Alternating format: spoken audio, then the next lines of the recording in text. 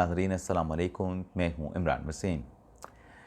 नाज़रीन, इस प्रोग्राम में दो बड़ी ख़बरें आपके साथ हम शेयर करने जा रहे हैं।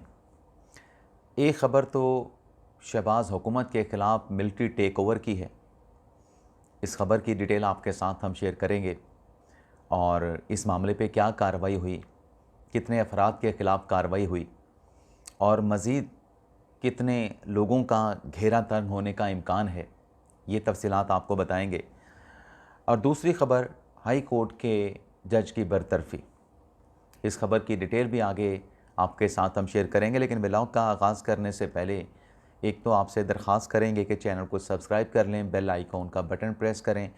वीडियो पसंद आए तो इसे लाइक और शेयर ज़रूर कीजिएगा। आज नाज़रीन मंगल का दिन है और 30 दिसंबर, और जैसा कि आप जानते हैं कि मंगल के रोज़ बानी तहरीक इंसाफ इमरान खान से मुलाकात के लिए तहरीक इंसाफ के सेक्रेटरी जनरल सलमान अकरम राजा अपने पार्टी रहनुमाओं की फ़हरिस्त अडयाला जेल के इंतज़ामिया को जमा कराते हैं कि इन लोगों की इमरान खान के साथ मुलाकात करवाई जाए।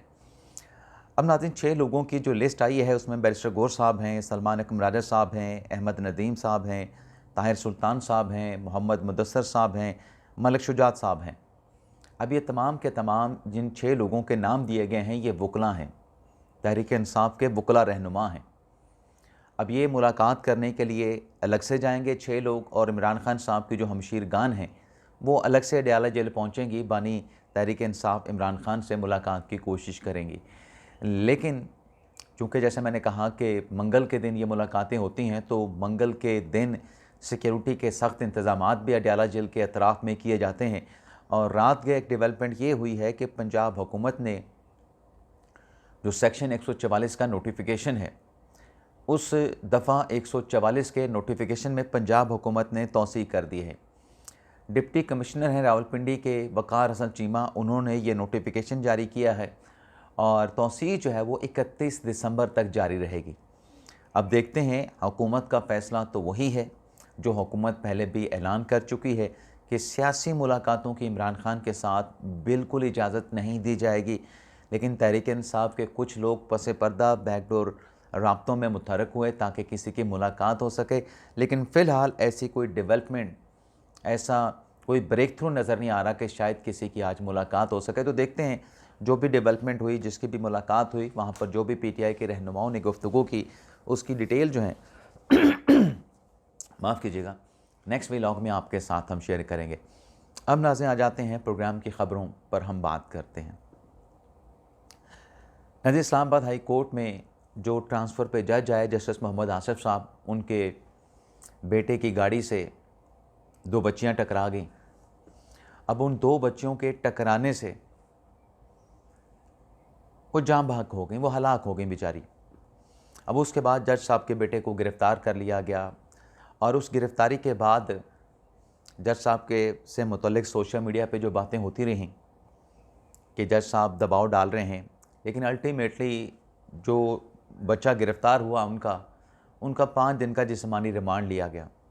और 5 दिन के जिस्मानी रिमांड के बाद जब सूरत हाल 5 दिन का था या 7 दिन का था, सूरत हाल ये सामने आई कि दोनों बच्चियों के जो वर्सा थे, उन वर्सा की जानिब से जो है वो जज साहब के साथ सुलह कर ली गई। जज साहब दोनों बच्चियों के फैमिली के घर गए थे और कहा था कि मेरे बच्चे की गलती है, ये है, तो मेरा कोई दबाव नहीं। और फिर वो मतलब अदालत से वो मामला सारा ख़त्म हो गया, कंप्रोमाइज़ हो गया। और जो शाइस्ता कुंडी साहब हैं, जज साहबा, उनकी तरफ से ऑर्डर भी जारी किया गया कि इन बच्चे को जो है वो बरी किया जाता है, क्योंकि लोगों में, फ़रीक़ैन में जो है वो कंप्रोमाइज़ हो चुका है। अब जज साहब के ख़िलाफ़ एक रेफरेंस दायर किया गया है, जज मोहम्मद आसिफ साहब के ख़िलाफ़ कर्नल इनामुर रहीम साहब ने। इस रेफरेंस में जज साहब ने पहले तो इस वाक़े का ज़िक्र किया कि 2 बच्चियाँ हलाक हुईं, और जो जज साहब के बेटे थे कम उम्र थे और नॉन कस्टम पेड वो गाड़ी चला रहे थे। तो इसमें कहा गया कि जो जज साहब हैं, जो रेफरेंस दायर किया है या शिकायत दायर की है कर्नल इनामुर रहीम साहब ने जस्टिस मोहम्मद आसिफ के ख़िलाफ़, इसमें यह कहा गया है कि जो जज साहब हैं उन्होंने खुफिया तौर पे ये बयानात दिलवाए, जो फैमिली थी, फैमिली के ऊपर दबाव डाला और उसके बाद अपने बेटे की ज़मानत हासिल की। तो लिहाजा ये जो सारी कार्रवाई हुई है, जज मोहम्मद आसिफ साहब ने अपने कोड ऑफ कंडक्ट की खिलाफ वर्जी की है। और शिकायत में कहा गया है कि जज के खिलाफ कोड ऑफ कंडक्ट की खिलाफ वर्जी करने पे उनके खिलाफ सुप्रीम जुडिशल काउंसिल कार्रवाई करे और उन्हें जज के ओहदे से जो है वो बरतरफ करे। अब नाज़रीन, ये तो जज साहब के खिलाफ जो रेफरेंस दायर हुआ है इस पे उनकी बरतरफी बनती है, इस पे कोड ऑफ कंडक्ट की वायलेशन बनती है नहीं बनती, ये तो जब मामला सुप्रीम जुडिशल काउंसिल में टेकअप होगा तभी देखा जाएगा। अब मैं जब ये ख़बर आपके साथ शेयर कर रहा हूँ तो मेरे दिमाग में एक चीज़ चल रही है। मैं एक शख्स का जो है वो नाम याद करने की कोशिश कर रहा हूँ कि वो शख्स कौन था जिसने मुझे एक बड़ी अहम बात बताई थी। मैं आपको बात बता देता हूँ। मुझे उसने बताया कि ये जो रात को वाक़या हुआ इसमें ज़िग ज़ैग हो रहा था। बच्चियाँ जो है वो ज़िग ज़ैग करके अपनी मोटर बाइक चला रही थी। तो ज़िग ज़ैग करते हुए वो दूसरी साइड पे आई जहाँ पर जज साहब के बेटे की गाड़ी तेज़ी के साथ चल रही थी। तो इस सूरत में ये हादसा पेश आया। ये मुझे उसने बताई, लेकिन मैं ये कन्फर्मेशन के साथ आपके सामने नहीं कर रहा। लेकिन वो बंदा रिस्पॉन्सिबल था, बड़े अहम ओहदे पे बैठा था, बड़ी अहम जिम्मेदारी पे बैठा था। बाकी बहरहाल ज़ाहिर सी बात है, कर्नल इनाम उर रहीम साहब ने रेफरेंस दायर किया है, तो जो सुप्रीम जुडिशल काउंसिल है अगर वो इस रेफरेंस को, शिकायत को टेकअप करती है तो हर पहलू से इस मामले का जायज़ा लेके डेफिनेटली जो काउंसिल है वो किसी न किसी नतीजे पे पहुंचेगी। अब नाज़रीन आ जाते हैं शहबाज हुकूमत के ख़िलाफ़ मिलिट्री टेक ओवर की ख़बर पे। लेकिन उससे पहले नाज़रीन एक और ख़बर भी आपके छोटी सी मुख्तसर सी डिटेल है जो पंजाब असम्बली में हुआ। जब सोहेल अफरीदी साहब वहाँ पे पहुँचे थे, रात गए उसकी इब्तदाई तहकीकाती रिपोर्ट सामने आई है। अब उस इब्तदाई तहकीकाती रिपोर्ट में बताया गया, जो आपने सोशल मीडिया पे वीडियोस भी देखी, कि मीना खान के साथ एक शख्स हैं, उसके साथ जो पंजाब असम्बली का सिक्योरिटी का स्टाफ है उनके साथ गुत्थम गुत्था हो रही है। और उस शख्स को जो कि मीना खान के साथ है उसे असम्बली से बाहर निकाला जाता है। तो मीना खान आगे बढ़ के दौड़ के उस शख्स को असम्बली के उस दरवाज़े से बाहर निकालने से रोकते हैं कि नहीं, आप इसको कैसे निकालें। तो पता ये चला कि वो जो शख्स है जिसको बाहर निकाला जा रहा था पंजाब असम्बली की सिक्योरिटी की तरफ से, वो फ़तेहुल्लाह बरकी साहब थे। अब फ़तेहुल्लाह बरकी साहब का नाम जो है वो ख़ावर मानिका पे तशद्दुद के केस में भी शामिल है। और फ़तेहुल्लाह बरकी साहब पंजाब असम्बली में इंटर हो रहे थे अपने आप को MPA इशफाक बता के कि मैं खैबर पख्तूनख्वा के हल्के 89 से मुंतखब MP हूँ, अवाम का नुमाइंदा हूँ। जब इसकी कन्फर्मेशन की गई, क्रॉस चेक किया गया, तो मीना खान ने कहा कि नहीं, ये MPA नहीं है, फ़तेहुल्लाह बरकी है।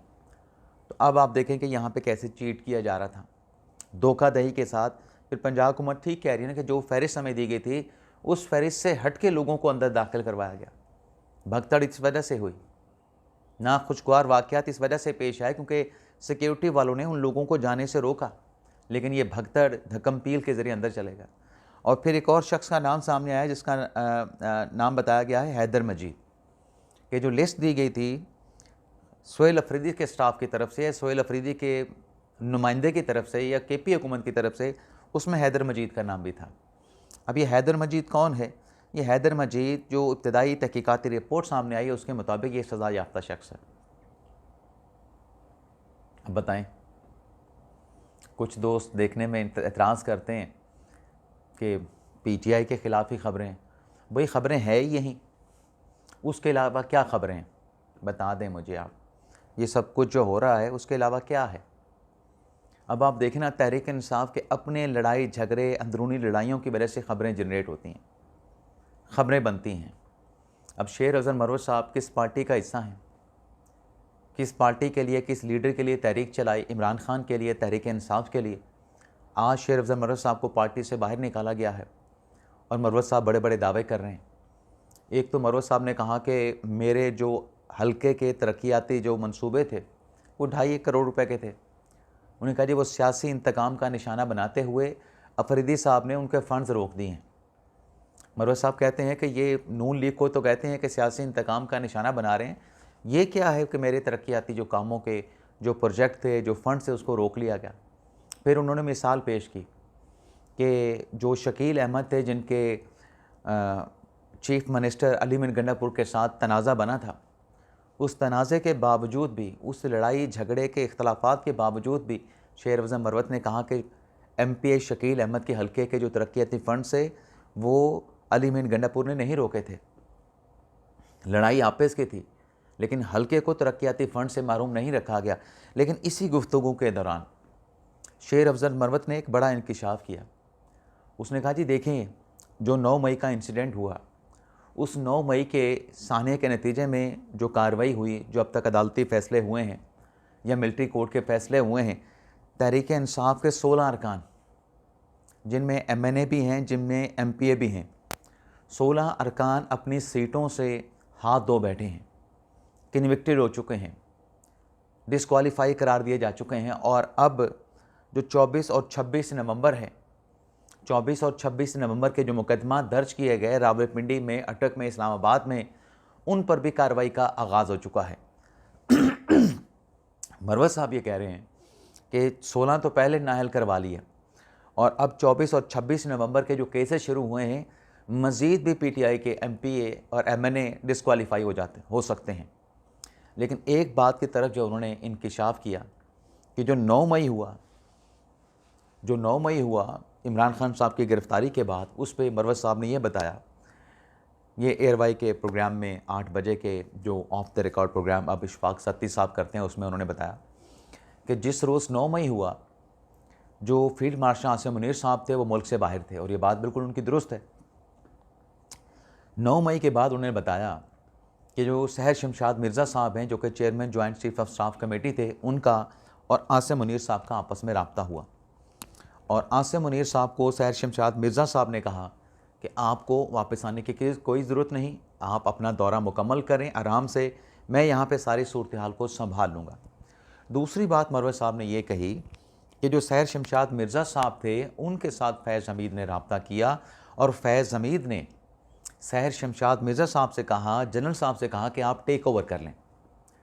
अब टेक ओवर सिर्फ फ़ौज पे तो नहीं होना था। अगर सहर शमशाद मिर्ज़ा साहब, जैसा कि मरवत साहब बात कर रहे हैं कि उनको ये तजवीज़ दी, फैज़ हमीद ने उनके साथ रब्ता किया और टेक ओवर करने का कहा, अगर शमशाद मिर्ज़ा साहब ये कर लेते तो फिर ये टेक ओवर सिर्फ फ़ौज पाकिस्तान पे ना होता, ये टेक ओवर जो है फिर हुकूमत पे भी होता, शहबाज हुकूमत तक टेक ओवर जाता। क्योंकि अल्टीमेटली जो आर्मी चीफ अपॉइंट करने का जो अख्तियार है वो तो वज़ीर आज़म का होता है। अगर कोई जनरल टेक ओवर कर ले फ़ौज के ऊपर, लेकिन उसकी एक्सेप्टेंस तो वफाकी हुकूमत से होनी है। वफाकी हुकूमत अगर नोटिफिकेशन जारी नहीं करती तो उसका टेक ओवर कहाँ पे जाएगा? उसका तो अरेस्ट भी हो सकता है, उसके खिलाफ कार्रवाई भी हो सकती है। तो शेर अफजल मरवत साहब ने कहा कि इस प्रपोज़ल को सहर शमशाद मिर्ज़ा साहब ने एक्सेप्ट नहीं किया और जो चेन ऑफ कमांड है फ़ौज पाकिस्तान में, उस कमांड के तहत वो रहे, और chain of command army chief के पास होता है, जो कि अब फील्ड मार्शल भी हैं, जो कि अब चीफ ऑफ डिफेंस फोर्सेस भी हैं। तो उन्होंने कहा कि बहुत बड़ी साजिश थी। तो इसके साथ साथ नाज़रीन उन्होंने ये भी इंकिशाफ किया शेर अफजल मरवत साहब ने कि खैबर पख्तूनख्वा में शोबा हेल्थ में अरबों रुपए की करप्शन हो रही है। 100 अरब रुपए का फ़ंड है, लेकिन वो सारा जो शोबा है सेहत का, उसमें वज़ीर आला का कोई अख्तियार नहीं, बल्कि उसमें इमरान खान साहब के जो कज़न हैं, बरकी इमरान खान साहब के जो कज़न है खैबर पख्तूनख्वा में, सारा का सारा शहद का अपना सेहत का जो शोबा है वह उनके हवाले कर दिया गया है। मुट्ठी गर्म करने पे लोगों के नाम सेहत कार्ड में शामिल किए गए। अब ये इंकिशाफात कौन कर रहा है? ये शेर अफजल मरवत साहब कर रहे हैं। अच्छा, इसमें ख़िलाफ़ वाली क्या बात है? मैं आपके सामने जो हक़ाइक़ हैं, जो किसी का स्टेटमेंट है, वो सिर्फ वही आपके सामने रख रहा हूँ। तो ये नाज़े हमारा ब्लॉग आपसे इजाज़त चाहते हैं। अल्लाह ताला हम सब का हामी नासिर हो, अपनी दुआओं में याद रखिएगा। अल्लाह हाफ़िज़।